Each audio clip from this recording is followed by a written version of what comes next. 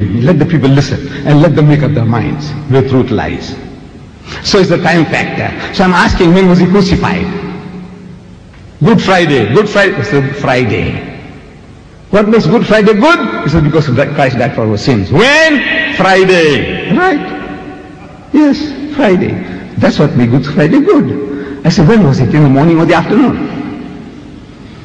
So the clever man tells me it was in the afternoon. It was about 3 o'clock that he was put on the cross. And no man is expected to die within 3 hours on the cross. It was supposed to be a slow, excruciating death. That was the purpose. Not for killing a man. The Phoenicians had tried, spearing the man, he died too soon. Drowning the man, he died too soon.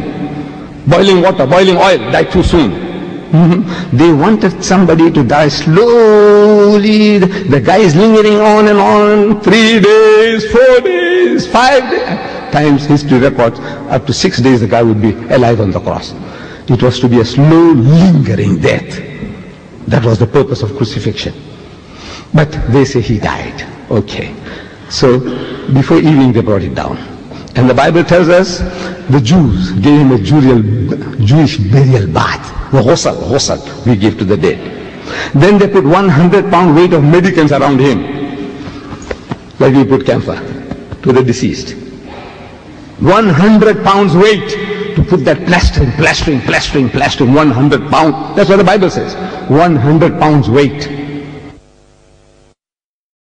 That's what the Bible says.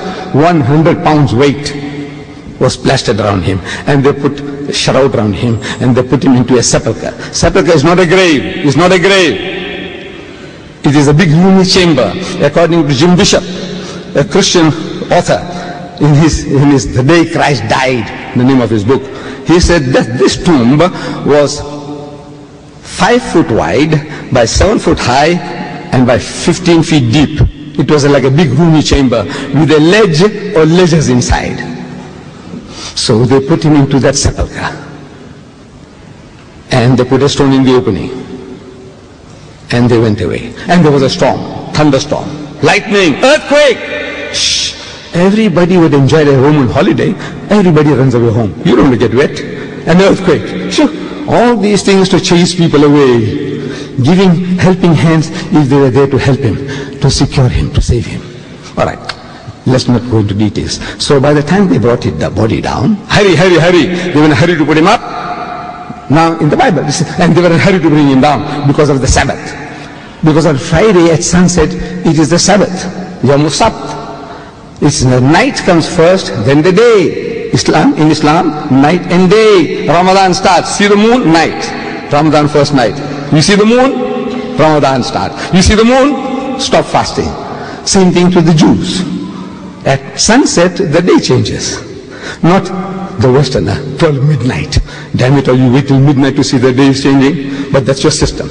That's your system, 12 midnight. You say now it's 1 a.m. 1 a.m. morning. So, right. So they brought the body down, and they put the body into the grave, into the sepulchre, not a grave. So Friday night, he's supposed to be in the grave.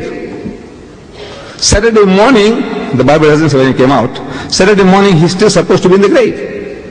Watch my fingers. No tricks of the hand, the sleight of the hand. The guy in the circus, is clowning and he's doing this and that, and he's deceiving you with his movements of his fingers. No, watch here, watch mine. Friday night, he's supposed to be in the grave. Saturday day, he's still supposed to be in the grave. Saturday night, he's still supposed to be in the grave. Sunday morning, the first day of the week, when Mary Magdalene goes to the tomb is empty. This is exactly, I'm reading your Bible word for word, verse for verse. Friday night, he's supposed to be in the grave. Saturday day, he's supposed to be in the grave. Saturday night, he's still supposed to be in the grave. Sunday morning, the first day of the week, Sunday morning, not Monday. Sunday morning, the first day of the week, when Mary Magdalene goes to the tomb is empty. So I'm asking, how many days and how many nights? Come, look. It's very simple. Well, by God, no, if your eyes are not, you're not short-sighted. You can see how many nights and how many days.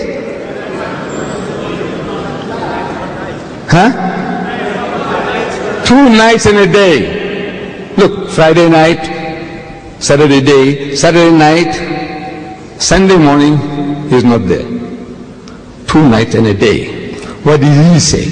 For as Jonah was 3 days and 3 nights in the belly of the whale, so shall the Son of Man be 3 days and 3 nights in the belly of the earth. He said 3 and 3, 3 and 3. What we see is 2 and 1. I want to know from you Christians whether this 2 and 1 and 3 is the same. Come on.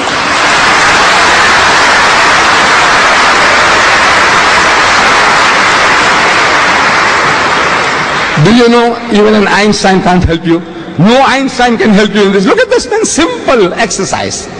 2 nights in a day. He said 3 and 3. 3 and 3. He repeats it 4 times. And he's only giving you 2 and 1. Again he let you down. Look, there's something wrong. That's what the Muslims trying to tell you. There's something wrong with your reading of this. I'm not saying that your Bible is false. This is wrong. No. I didn't say that.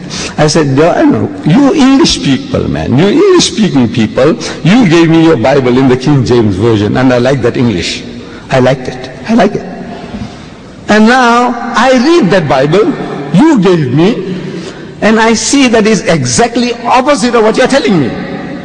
Believe me, exactly opposite of what you are trying to tell me. I read it, and that's how I understand. So I'm asking you, is this like Jonah or unlike Jonah? Is this 3 and 3? Is this the same as this? I'm asking you. Look, I'm trying to be clever, funny. No, that's what I said. Look, this is what you are telling me. I read this. This is what I find here. You explain that to me now. You explain that to me. As a Sunday morning, first day of the week, Mary Magdalene goes to the tomb. So I'm asking, why did she go there? The Bible says to anoint him. The Hebrew word anoint is masaha. We do also masah. You know, every Muslim, we make wudu, ablution. And in the ablution, what we do? We wet our hands. And what do you call that? Masah. Masah means to rub. In Hebrew, masah means to rub, to anoint. So I said, why did this woman go there? It says to anoint him, to rub him. I'm asking, do Jews massage dead bodies after 3 days? Do they? You Christians, do you massage your dead bodies after 3 days? No. We are the closest to the Jew, the Muslims, in our ceremonial law. Do we Muslims massage dead bodies after 3 days? Do we? No. Then why would a woman go along to find a dead, rotting body after 3 days? You know, within 3 hours, this rigor mortis sets in. The hardening of the cells. The decomposition starts taking place. In 3 days' time, the thing is rotting inside, fermenting inside. Such a rotting body, you go and massage it, falls to pieces. It will fall to pieces. So what does she want to do? Unless she's looking for a live person. She must be looking for a live person, because she was about the only woman, besides Joseph of Arimathea and Nicodemus, who had seen the final rites given to Jesus. She was about the only woman. So she knew that she had seen signs of life. If at all, if the crucifixion took place, as they say, that she had seen signs of life. That after 3 days she is returning to give him treatment. She's worried about the stone. That now what am I going to do with the stone? And when she reaches the tomb, pleasantly surprised, she finds the stone was removed. It was already removed. So she looks inside the cave, in the cave, and she finds empty. So she starts to cry. It's an anti-climax to what she had expected. Jesus was watching her from wherever he was. Not from heaven, from this earth. You see, this tomb was a privately owned property belonging to Joseph of Arimathea, a very rich, influential Jewish disciple of Jesus, who could afford to carve out this big roomy chamber, a sepulchre for himself. Around this sepulchre he had his vegetable garden and his country home, where he went for his holidays, for the weekends with his family. It's not out in the bundu that he was planting wheat and corn for other people's sheep and goats to graze upon. He must have his gardeners, quarters, people to look after his garden. This is all the scene. And Jesus is there. He sees this woman. He knows who she is. So he comes up to her from behind. And he finds her weeping. So he said, woman, woman, why weepest thou? Whom seekest thou? Doesn't he know? Doesn't he know? Of course he knows. Then why does he ask such a silly question? No, no, it's not a silly question. Actually, he's pulling her leg, metaphorically. Not physically, metaphorically. He's pulling her leg. He says, woman, why weepest thou? Whom seekest thou? She, I'm reading your Bible. She, supposing him to be the gardener. I'm asking, why does she suppose he's a gardener? Do resurrected bodies look like gardeners? Huh? That we all, when we are resurrected at the end of time, everybody wakes up as a gardener. So the wife doesn't know that whether this is a husband or father or grandfather, everybody is a gardener. Her son, she doesn't know who's who. Is that how it is? No, the resurrected bodies will be yourself. Everybody will be able to recognize you. It will be the real you. So why does she suppose he's a gardener? I said, because he's disguised as a gardener. Why is he disguised as a gardener? What for? I say, because he's afraid of the Jews. Why is he afraid of the Jews? I say, because he didn't die and he didn't conquer death. Had he died, and if he had conquered death, there's no need to be afraid anymore. Because the resurrected bodies can't die twice. You ask me, who says that? I said, your Bible. Paul says, it is ordained unto all men once to die, and after that the judgment. You can't die twice. So if he had conquered death, no need to be afraid, because nobody can kill him anymore. But he had escaped death by the skin of his teeth.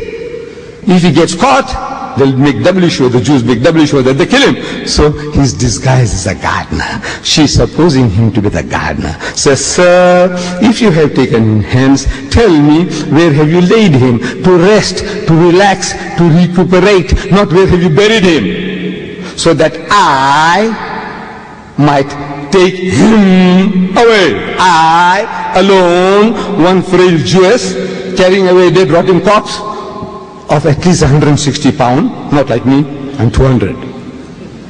Not like me. Jesus, you know, sorry, muscular young man, 160 at least, with 100 pounds weight of medical make him 260. Can you imagine this Jewess carrying this rotting corpse like an American superwoman? You know, she could do. I said, take him and carry him and take him where? Bury him as a hood at the grave. To bury, carrying is one thing, 260 pounds. Maybe this superwoman, she can do it. But to bury him, she will have to dump him in a hole. Does it make sense? She's going to dump him in a hole. Does that make sense? No, no, no. She's talking about that I alone might take him away for treatment, to look after him. Come on, come on.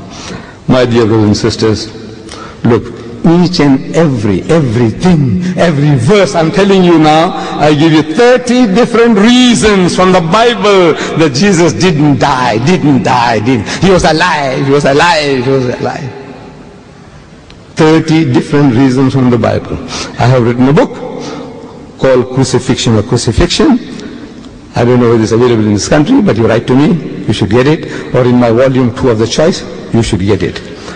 I would rather, I can see the enthusiasm among my Christian brethren.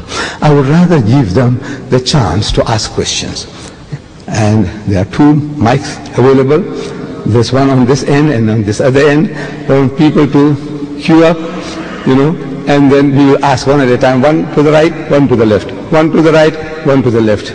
But give our Christian brothers a preference, that's all. You Muslims also have a right to ask questions, but give our Christian brethren a preference to ask questions first. Mr. Chair, thank you.